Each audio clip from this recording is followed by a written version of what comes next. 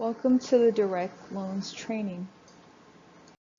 Today we will discuss direct loan types, how to apply for a direct loan, what is a master promissory note, what is an entrance counseling, factors for determining loan amounts, how much can students receive in direct loans, direct plus loans, how long students can borrow direct loans in an academic year.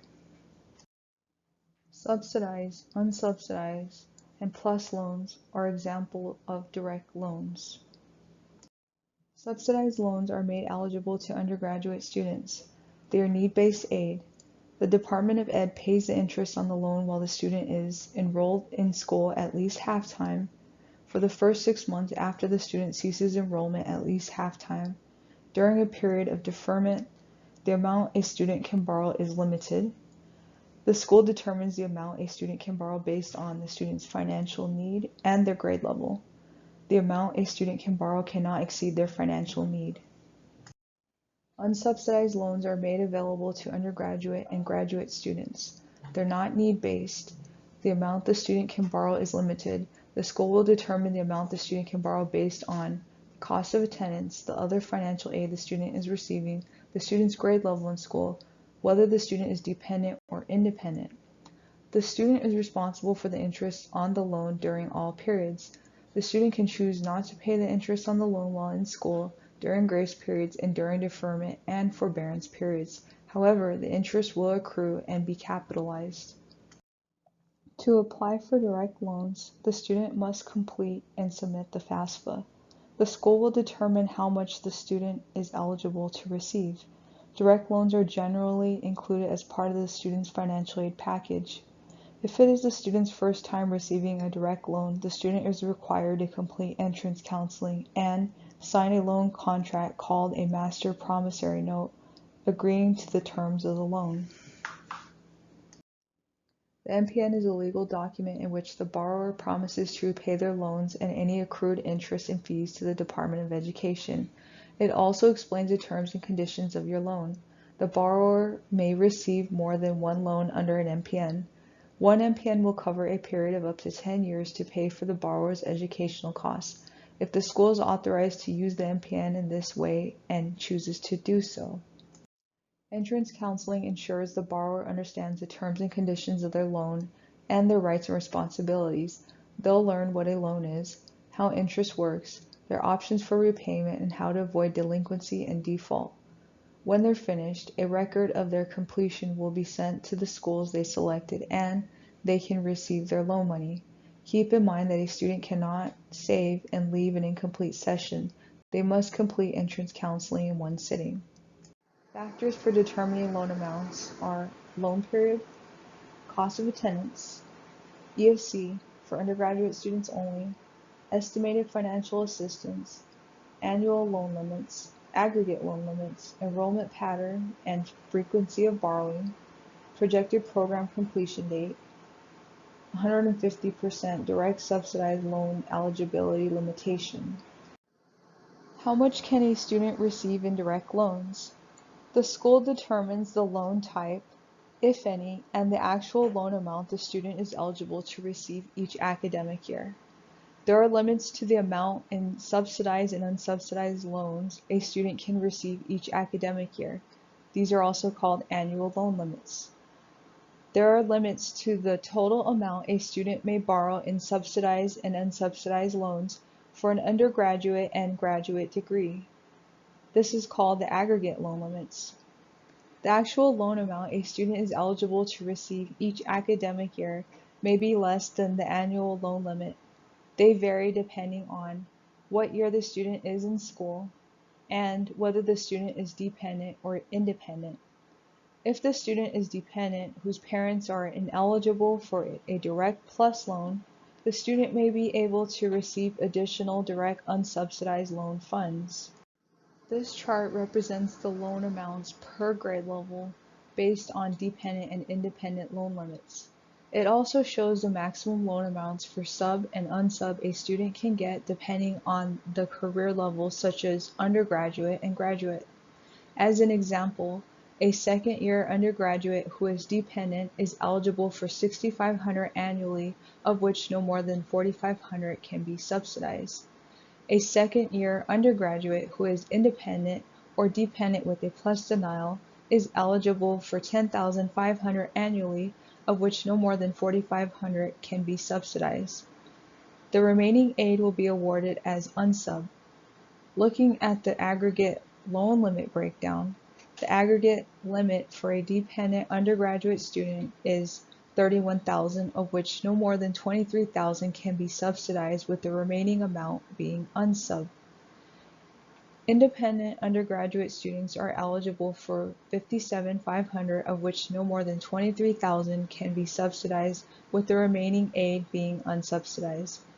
Graduate students are eligible for up to $138,500, of which no more than $65,500 can be subsidized, with the remaining aid being unsubsidized. A Direct Plus loan is referred to as a Parent Plus loan when made to a parent.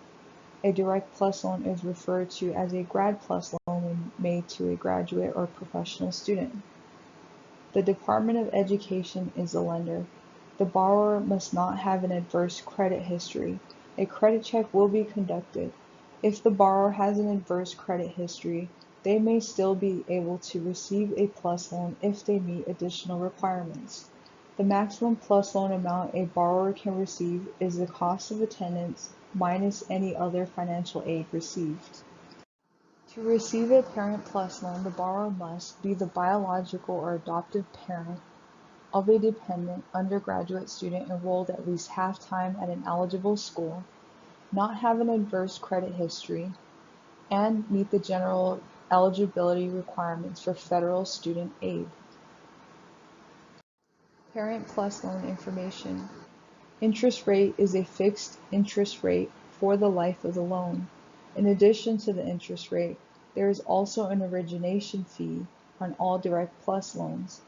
Maximum loan amount is cost of attendance minus all other aid. Repayment on the loan is expected to begin when the loan is fully disbursed. Parent can request a deferment so they will not need to make payments while their child is enrolled at least half-time and for an additional 6 months after the child ceases enrollment below half-time. A parent may still be able to receive a Parent Plus loan if they have an adverse credit history by obtaining an endorser who does not have an adverse credit history, documenting to the satisfaction of the Department of Education that there are extenuating circumstances relating to their adverse credit history. To receive a Grad Plus loan, the borrower must be a graduate or professional student enrolled at least half-time at an eligible school in a program leading to a graduate or professional degree or certificate, not have an adverse credit history, and meet the general eligibility requirements for federal student aid. The Graduate Plus loan information. The interest rate is fixed for the life of the loan. Interest will still accrue on the loan during any period when the student is not required to make payments and will be added to the loan principal balance. Students can choose to pay the interest on the loan while in school. The maximum PLUS loan amount a student can borrow is the cost of attendance minus any other financial aid.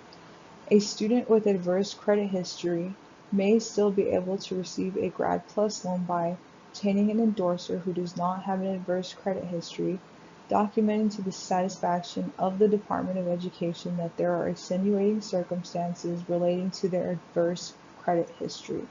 A PLUS loan MPN is a legal document in which the borrower promises to repay their loans and any accrued interest and fees to the Department of Education. It also explains the terms and conditions of their loans. The borrower may receive more than one loan under an MPN. The MPN is good for up to 10 years.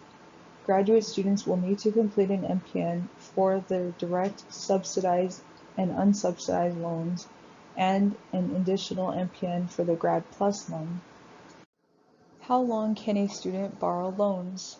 First-time borrowers after July 1st, 2013 have a limit on the maximum period of time that they can receive direct subsidized loans. This time limit does not apply to direct unsubsidized loans or Direct Plus loans. A student may not receive direct subsidized loans for longer than 150% of the published length of their program. For example, if the published length of the bachelor's program is 4 years, a student would only be eligible to receive direct subsidized loans for up to 6 years. The periods of enrollment are the periods of time that count against the student's maximum eligibility. If a student is full-time and receiving a direct subsidized loan for a full academic year, this will count towards 1 year against their maximum eligibility. If a student is enrolled half-time for a full academic year and receiving direct subsidized loans, the period that is counted against their maximum eligibility period will be reduced accordingly. Because a student's maximum eligibility period is based on the length of their current program of study, the maximum eligibility period can change if they change to a program that has a different length. An academic year measures the amount of academic work in credit or clock hours to be completed over a period of weeks. For a program offered in credit hours, the academic year must include at least 30 weeks of instructional time. For programs offered in clock hours, the academic year must include at least 26 weeks of instructional time. For undergraduate educational programs, the law and regulations set the following minimum standards for coursework earned by a full-time student in an academic year: 24 semester or trimester credit hours, or 36 quarter credit hours for a program measured in credit hours, or 900 clock hours for a program measured in clock hours. For graduate and professional programs, there is no minimum hours component to the definition of an academic year. Thank you for attending. If you have any questions, please reach out to your leader for further assistance.